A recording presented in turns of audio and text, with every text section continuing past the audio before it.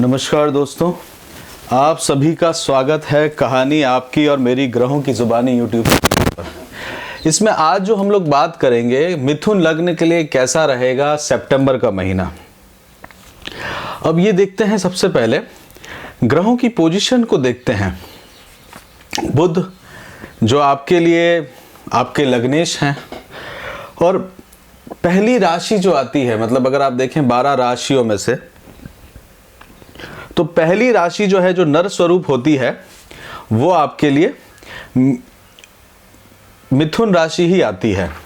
द्विस्वभाव राशि है, दो स्वभाव रहते हैं, दो तरह के विचार बने रहते हैं मन के अंदर में। और मिथुन राशि के अंदर में सबसे ज़्यादा जो है बुद्धि जो रहती है, बुद्धि जो है, जजमेंटल पावर जो रहती है, किसी भी सिचुएशन को आप समझने के लिए आपके पास में एक इंट्यूशन पावर जिसे कहा जाता है, वो आपको बहुत सपोर्ट करती है। देखिए, काल पुरुष की कुंडली की तरफ में भी देखिएगा, काल पुरुष की कुंडली का भी बहुत महत्वपूर्ण रहता है इस समय में। तीसरे स्थान के अंदर में ये काल पुरुष की कुंडली के अंदर में आती है। तो काल पुरुष जो है, तीसरा स्थान काल पुरुष के अंदर में कम्युनिकेशन का रहता है। तीसरा स्थान जो है कान का रहेगा, हाथों का स्थान रहेगा, पराक्रम का स्थान रहता है। और वही कुंडली जो है वो आपके अब 12वें लग्न के अंदर में आई हुई है। साथ के साथ में अगर आप देखें तो आपके लिए जो समय जो था, थोड़ा सा एक कठिन समय जो एक बहुत बड़ा निकला था 2020-21 के समय में, जब राहु आपके 12वें स्थान में चल रहे थे। उसके बावजूद अभी भी अगर आप देखें तो कुछ आपको थोड़ी तसल्ली मिली है, बट उतना आराम या उतनी जो एक जीवन के अंदर में पीड़ाएं जो हैं, वो अभी भी पूरी तरह से कम नहीं होती हुई दिख रही है। उसका कारण अगर आप देखें तो देखिए, गुरु और राहु जो हैं वो आपके 11वें स्थान में बैठे हुए हैं। राहु के साथ गुरु का जो है चांडाल योग यहाँ पे बनते हुए दिख रहा है। और 11वां स्थान जो रहता है वो लाभ का स्थान रहता है, प्रॉफिट का स्थान रहता है। और वहां पे राहु जैसे ग्रह बैठ जाएं तो वो प्रॉफिट लेने नहीं देता। केतु पंचम स्थान में बैठे हुए हैं, यानी कि बुद्धि का स्थान रहता है। तो बुद्धि के द्वारा जो एनालिसिस है वो आप सोच नहीं पा रहे। देखिए, केतु को आप अगर समझिए तो केतु जो है वो हृदय से संबंधित है, और बुद्धि का और हृदय का आपस में तालमेल नहीं बैठता। तो हृदय में क्या, इमीडिएटली डिसीजन लेना, भावनाओं के ऊपर में चलना। तो बुद्धि जब भावनाओं के प्रभाव में रहती है तो वहां पे उसकी गलती होने के चांसेस बहुत तेजी से बढ़ जाते हैं। तो उसके लिए आप क्या करिए, रुद्रा अभिषेक करिए, रुद्र को पूजा करिए। तो रुद्र की पूजा करने से आपको लाभ देखने को मिलेगा। साथ में आप देख सकते हैं गुरु मेष राशि के अंदर बैठे हुए, यानी कि काल पुरुष की कुंडली के अंदर में लग्न के ऊपर में आ गए हैं, और गुरु मस्तिष्क के ऊपर में विवरण कर रहे हैं। तो आपके लिए देखा जाए तो आपका जो मस्तिष्क रहता है वो 11वें स्थान पे, मतलब बाहर की दुनिया के अंदर में कैसे रिलेशंस बनाए जाएं, कैसे मेंटेन किया जाए, कैसे विचार किए जाएं, तो वहां पे आपकी ज्यादा आपका जो ऊर्जा जो रहती है वो बनी रहती है। वहां पे गुरु बैठे हुए, गुरु एक सात्विक ग्रह हैं, गुरु ज्ञान के सागर हैं, तो वहां पे वो आपकी स्थिति को बना के रखेंगे। अब गुरु जो हैं वो स्वयं भी वक्री हो चुके हैं। अब वक्री हो गए तो अपने ही घर का, एक अपने पीछे वाले घर का प्रभाव भी उसमें देखने को मिलेगा। गुरु जो है वो 21 डिग्री से लेके 20 डिग्री तक में जाएंगे सितंबर के महीने में, और वक्री अवस्था के अंदर। और बुध गुरु जो है वो आपके लिए कर्म स्थान के स्वामी है। गुरु जो है वो आपके लिए नवम स्थान यानी कि नवम राशि यानी कि सप्तम स्थान के स्वामी, यानी कि आपके स्पाउस के भी स्वामी हैं, और वहां पे राहु ने पकड़ रखा है। तो साथ के साथ में आप देखें तो राहु का प्रभाव आपके गुरु के साथ साथ में भी आपको दिखेगा। अब यहां पे आप देख सकते हैं तो आपके स्पाउस के स्थान में, यानी कि आपके सप्तम स्थान से पंचम स्थान में है, शुक्र के जैसा व्यवहार करते हुए दिखते हैं जब गुरु वक्री हो जाते हैं। तो राजसिक व्यवहार अगर आप देखेंगे तो आपके स्पाउस का एक राजसिक व्यवहार आपको देखने को मिलेगा। अनुमान देखा जाता है कि आपके स्पाउस जो है वो सात्विक व्यवहार की तरह ध्यान ज्यादा देते हैं, बट यहाँ पे राजसिक व्यवहार देखने को मिलेगा। यहाँ पे आप देख सकते हैं कि कर्म क्षेत्र के ऊपर में आपको इफेक्ट देखने को मिलेगा। कर्म क्षेत्र के लिए आप नई नई योजनाएं बनाते हुए देखेंगे, अपने आप को जीवन के अंदर में एक अपलिफ्टमेंट करने के बारे में सोचेंगे। आप अपने बारे में एक बार सोचेंगे कि किस तरह से चीजों को बढ़ाया जा सके, एक्सपांशन किया जा सके, अपने विस्तार के बारे में भी लेके आएंगे। अब यहाँ पे आप देखिएगा कि राहु ने पंचम दृष्टि से सूर्य और बुध को पकड़ रखा है। सूर्य जो है वो आपके अपनी ही राशि के अंदर में है, तीसरे स्थान के अंदर में चल रहे हैं। उपचय स्थान के अंदर में सूर्य है। सूर्य वैसे जो है वो तो बहुत क्रूर ग्रहों में आते हैं, परंतु कई बार मैलेफिक इफेक्ट भी लेके आते हैं। तो वो कई बार पिता के प्रति जो है, पिता के लिए चिंता लेके आना, और ये स्थान अगर आप देखें तीसरा स्थान तो नवम स्थान से सप्तम स्थान है, तो पिता के लिए चिंता को बढ़ा के रखता है। तो इस समय सूर्य की उपासना करनी चाहिए। जो पंच देवता हैं उनमें से सूर्य भी पंच देवता है, उनमें उनकी उपासना भी इस समय में कारगर रहती है। लग्नेश बुध जो है आपके, वो आपके पराक्रम स्थान में चल रहे हैं। बुध वक्री अवस्था में है, यानी कि 23 अगस्त से लेके 15 सितंबर तक का जो समय है वो आपके लिए कठिनाइयों भरा रहेगा। उसको आप किसी भी तरीके से टाल नहीं सकते। साथ के साथ में देखेंगे तो आपके लिए देखिए मंगल भी आपके चतुर्थ स्थान में बैठे हुए हैं, तो मन के अंदर में दंगल है। मंगल का अर्थ ही यही है कि क्रोध, लड़ाई, झगड़ा। मंगल जो है वो अपने आप में आपके लिए तो बहुत अच्छे मित्र ग्रह नहीं है। मंगल और बुध की मित्रता नहीं है। मंगल जो है वो कर्म के कारक रहते हैं, बुध जो है वो कम्युनिकेशन और बुद्धि के कारक रहते हैं। ये सेनापति हैं, वो राजकुमार हैं, और राजकुमार की अगर सेनापति नहीं सुनता तो राजकुमार को ज़्यादा ये बात पसंद आती नहीं है। और मंगल यही सोचते हैं कि छोटे हैं बुध, उनकी क्या सुनेंगे हम। तो मंगल चतुर्थ स्थान में आए। प्रॉपर्टी खरीदने के लिए टाइम अच्छा है, नया विस्तार करने के लिए टाइम अच्छा है, एग्रीकल्चर का लैंड लेते हैं तो उसके लिए बहुत अच्छा समय आपके लिए चल रहा है। परंतु मन के अंदर में, हृदय के अंदर में जहां पे प्रेम निवास करता है वहां पे अभी आपका क्रोध ने स्थान ले लिया है। किसी ना किसी कारणवश क्रोध को जनित करते हुए आपको दिखेगा। मंगल जो है 1 2 3 4 चतुर्दृष्टि से आपके स्पाउस की तरफ में भी देख रहा है, आपके पार्टनरशिप की तरफ भी देख रहा है। तो अपने पार्टनर्स को, अपने स्पाउस को, उनको आप प्रोटेक्ट करने का कोशिश भी करेंगे। अपनी क्षमताओं को भी, क्षमता देखिए आपकी कितनी क्षमता रहने वाली है बाहर की दुनिया में, उनको भी ये रिप्रेजेंट करते हैं। मंगल जो है अष्टम दृष्टि से 1 2 3 4 5 6 7 8 अष्टम दृष्टि से गुरु और राहु को भी देख रहे हैं, तो उनको भी वो एनर्जी प्रोवाइड करेंगे। अब गुरु जो है वो बाहरी ग्रह हैं और मंगल और राहु के साथ में बैठे हुए हैं, तो अब ये उनको एनर्जी जो देने का कार्य है वो मंगल दिखाएंगे। मंगल अपने आप में शत्रु राशि के अंदर में है, तो वहां पे वो आपको एक गलत डायरेक्शन की एनर्जी जो है वो आपको इस समय में अपने ऊपर में देखने को मिल सकती है। इसलिए मंगल के उपाय के लिए आप क्या कर सकते हैं, शहद खा सकते हैं। शहद खाने से आपको लाभ देखने को मिलेगा। और बाजरे का दान करिए। बाजरा जो होता है उसको दान करने से आपको फायदा मिलेगा। पुलिस स्टेशन हो या आर्मी ऑफिस हो, वहाँ पे आप मंगल के हिसाब से अगर कुछ दान पुण्य करते हैं, जल या मटकी लगवाते हैं, तो उससे आपको बहुत लाभ देखने को मिलेगा। अगर आपका जो प्रॉफिट है वो कम हो रहा है, आपके मन में क्रोध बहुत उत्पन्न हो रहा है, देखिए क्रोध आप करते नहीं है, क्रोध आता है, तो क्रोध अगर आ रहा है तो इसका उपाय करिएगा, वो आपके लिए बेटर रहेगा। शनि की दृष्टि भी बहुत महत्वपूर्ण है। शनि वक्री अवस्था में चल रहा है। शनि आपके लिए जो है वो भाग्य स्थान के स्वामी हैं। भाग्य जो है वो आपका बढ़ाने के स्थान का उनका समय रहता है। और शनि की तीसरी दृष्टि 1 2 और 3 वो गुरु और राहु पे बनी हुई है।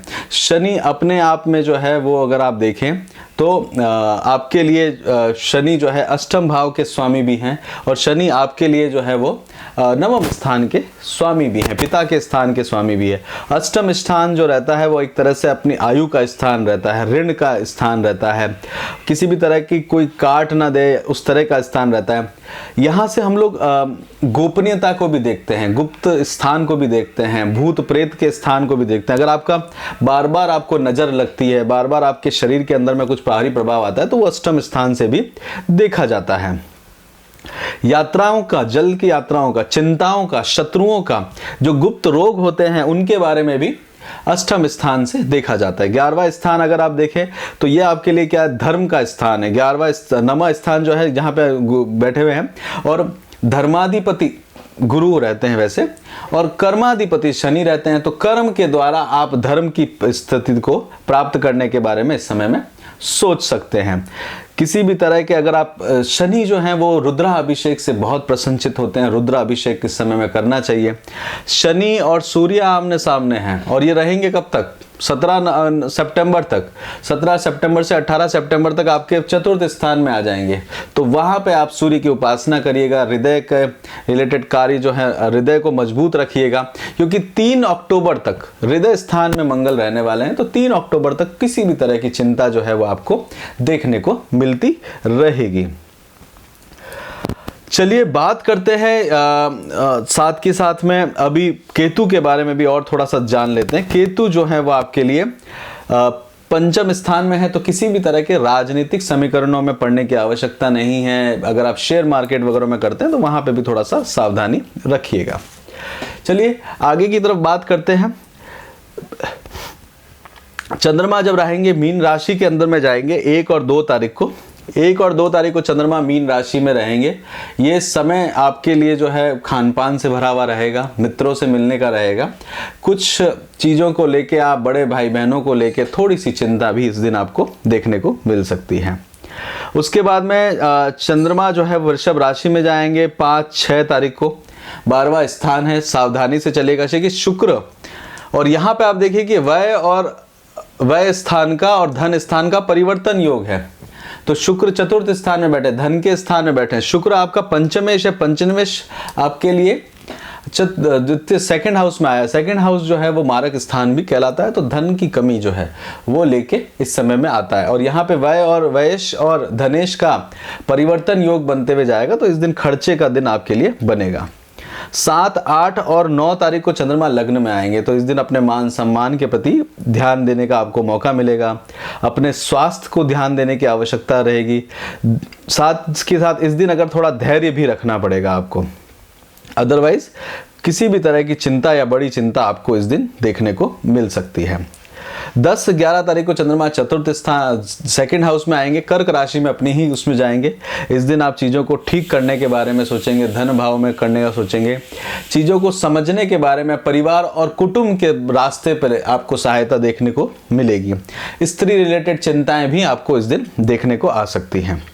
12, 13 और 14 तारीख को चंद्रमा आपके तीसरे स्थान में आएंगे, यानी कि पराक्रम स्थान में। इस दिन एफर्ट्स करने का आपको दिन देखने को मिलेगा।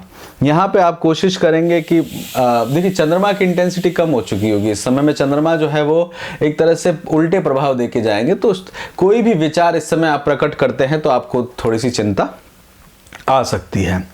पितृकार्य अमावस्या है, तो अमावस्या के अंदर में अपने पूर्वजों को ध्यान देने की जरूरत इस समय पड़ेगी। 15, 16 और तारीख को आप देखेंगे तो बुध मार्गी होंगे। अब कोई भी आपको डिसीजन लेना है ना तो इसके बाद लीजिए, क्योंकि बुध स्वयं मार्गी हुए हैं।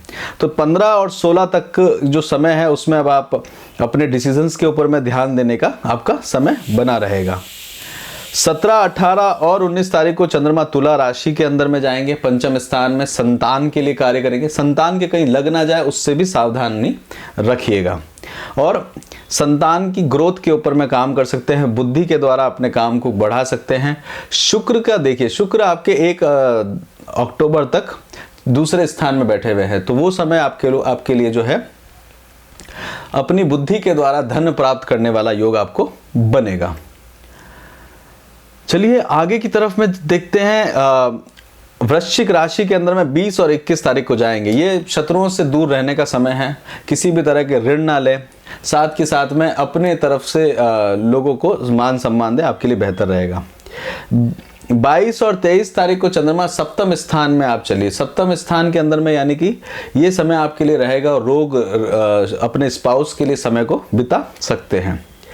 24 और 25 तारीख को चंद्रमा आपके अष्टम भाव में जाएंगे। अष्टम भाव जो रहता है ये आपके लिए थोड़ी सी पराक्रम वाला समय रहेगा। चंद्रमा यहाँ पे रहेंगे, शनि की राशि के अंदर में है चंद्रमा। तो यहाँ आपको एफर्ट्स करने पड़ेंगे। इन लॉज के परिवार के अंदर में एफर्ट्स करने का आपको एक समय देखने को मिलेगा। हेल्थ का भी इस दिन ध्यान दीजिएगा। देखिए अष्टम स्थान जो रहता है वो आयु का स्थान रहता है। अष्टम स्थान जो रहता है कई बार लॉटरी का भी योग इस दिन बनने को लगता है। तो भाग्य स्थान में शनि बैठे हुए हैं तो अचानक से धन प्राप्ति का भी योग इस दिन आपको देखने को मिलेगा। क्योंकि देखिए गुरु और राहु का भी एक, गुरु और चंद्रमा का गजकेसरी योग भी इस दिन आपको बनते हुए दिखेंगे। उसके बाद चंद्रमा चले जाएंगे अपने कुंभ राशि में। कुंभ राशि मतलब एकत्रित करना, आप अपने भाग्य को एकत्रित करते हैं, अपने भाग्य को इकट्ठा करने में आपका इंटरेस्ट रहता है। दान पुण्य के अंदर में आपको भरोसा बहुत रहता है, क्योंकि कुंभ राशि आती है। तीर्थ स्थान में जाएंगे आप, दान पुण्य खूब अच्छे से करेंगे, क्योंकि वहां कुंभ राशि आती है। आप अपने अच्छे कर्मों को एकत्रित करने में आपका इंटरेस्ट बना रहता है। इसीलिए 26 और 27 तारीख को चंद्रमा और शनि की युक्ति यहाँ पे रहेगी। शनि और चंद्रमा आपस में विष योग का निर्माण करते हैं, तो पिता से बहस ना करें। देखिए, सावधानियां रखने से आपका जीवन उस दिन अच्छा हो सकता है। किसी भी तरह के अपने संतान के प्रति एक आदर्श बच्चे के जैसे आप इस दिन डील करते हुए दिखेंगे। जो बच्चा बहुत डिसिप्लिन में होता है उसकी तरह आपका बिहेवियर बनता हुआ जाएगा। 28, 29 और तारीख को चंद्रमा जो है वो आपके कर्म स्थान में आएंगे। कर्म स्थान के अंदर में आप अपने कर्म को बढ़ाने के बारे में सोचेंगे। और 30 और 1 तारीख को अपने लाभ स्थान में चंद्रमा का मूवमेंट रहेगा। यहाँ पे आप देख सकते हैं, देखिए राहु जो है 3.8 डिग्री से 1.36 डिग्री पे गया है। राहु जब कभी भी कम डिग्रियों पे आते हैं तो चिंताएं बनाते हैं। तो राहु के उपायों के लिए आप रुद्रा अभिषेक में ज़्यादा अपनी विशेष कर सकते हैं। शिव आराधना से आपको लाभ देखने को मिलेगा। बुध के लिए गणेश जी के लिए आप गणेश मंत्र आप कर सकते हैं, उनसे आपके लिए 15 तारीख तक समय उससे अनुकूल रहने वाला है। चलिए आगे बात करते हैं हेल्थ के लिए। हेल्थ के लिए अगर आप बात करें तो आपको थोड़ी हेल्थ का ध्यान देने की जरूरत है, वैसे ओवरऑल इतनी चिंता की बात नहीं रहेगी। पढ़ाई के लिए, एजुकेशन के लिए आप देखें तो चतुर्थ स्थान में मंगल आए हैं, नवम में शनि आए हैं, तो लंबी यात्राओं की पढ़ाई आपको देखने का मौका अच्छा मिलने वाला है। जॉब के लिए अगर आप देखें, जॉब के अंदर में अगर जॉब चेंज करना चाहते हैं या जॉब के लिए है तो इस तरह की अपॉर्चुनिटी आपको देखने को मिलेगी। और साथ के साथ में अपने जॉब के अंदर में भी थोड़ी सी ग्रोथ होते हुए आपको लेके आएंगे। बिजनेस के अंदर में आप देखें तो थोड़ा प्रॉफिट आपको बनेगा। हालांकि शुक्र चतुर्थ धन स्थान में बैठे हुए हैं, तो अपने राजसिक सुख के लिए आप खर्च करते हुए दिखने वाले हैं। किसी भी तरह के लव अफेयर्स में ना पड़े, आपके लिए बेहतर रहेगा। देखिए शुक्र सेकंड हाउस में है, कुटुंब में, और केतु आपके लिए बैठे हुए, तो यहाँ पे केतु जो है वो आपके मन को खिन्न कर सकते हैं, डिटैच कर सकते हैं। तो 11वें स्थान में राहु बैठे हुए, तो मित्रों के अंदर में आपको एक खिन्नता लेके आ सकते हैं। ओवरसीज अगर आप जाना चाहते हैं, विदेश आप जाना चाहते हैं, तो विदेश जाने का एक समय आपके लिए बना हुआ है। देखिए नवम स्थान के अंदर में शनि बैठे हुए हैं, 12वें स्थान में शुक्र जो है धन भाव में बैठे हुए, तो घर के लिए मौका भी आपको मिलेगा। और तीसरे स्थान में बुध है, तो यात्राओं के स्थान में भी बने हुए हैं। तो 15 तारीख या 15 सितंबर के बाद आप मौका बना सकते हैं। शादी विवाह करना चाहते हैं तो उसके लिए योग आपके लिए बना हुआ है। घर खरीदना चाहते हैं तो वो भी एक अच्छा समय आपके लिए चल रहा है। इसी के साथ ही यहीं पे रोकते हैं मिथुन लग्न का। आपको कैसा लगा आप ज़रूर बताइएगा। चैनल को लाइक, शेयर और सब्सक्राइब करिए। अपना खूब ध्यान रखिए, खुश रहिए। जय श्री राम।